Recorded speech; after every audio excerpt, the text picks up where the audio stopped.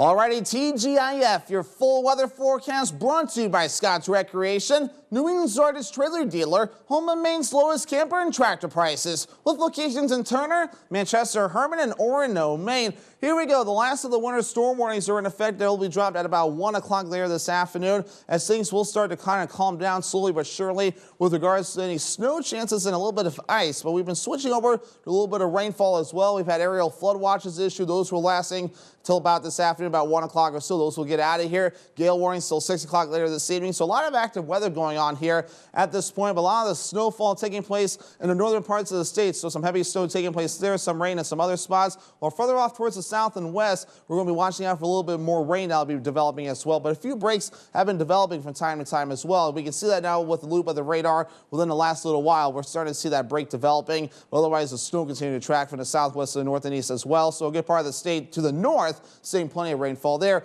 Here's the air low pressure here tracking from the southwest to the north and east, bringing all this active weather with it. High pressure right behind it, but more interesting weather will begin to move in soon for Maine as early as tomorrow morning. And Futurecast is now starting to pick up on it. It wasn't earlier this morning, but now it is. We'll get the active weather out of here for a little while later this evening. But as we head towards tomorrow, it looks a little bit like this. So a little bit of a build-in and active weather, especially as we head towards Saturday morning. A little bit of a wind shear mix, a little bit of snow as well, and especially across our eastern counties. Continuing until about Saturday evening before we catch a little bit of a break after that. And then, of course, maybe a few more breaks in the clouds briefly, but more action developing further down toward the south that we'll need to keep an eye on as we head towards Sunday and Monday as well. A little bit more of a wind shear mix on the way yet again. So this system's not going anywhere. If anything, more development, though, with a wind shear mix that will be on the way lasting through Monday and even into Tuesday. It's a lot of trouble on the way as we do move forward for the next day or so, especially through at least Tuesday. Additional rainfall looks a little bit like this, ranging from 1/4 to 1/2 inch in the eastern parts of the state, with lesser amounts further off towards the south and west. Most of the snowfall just about done, maybe a little bit more further off towards the north. But as for us,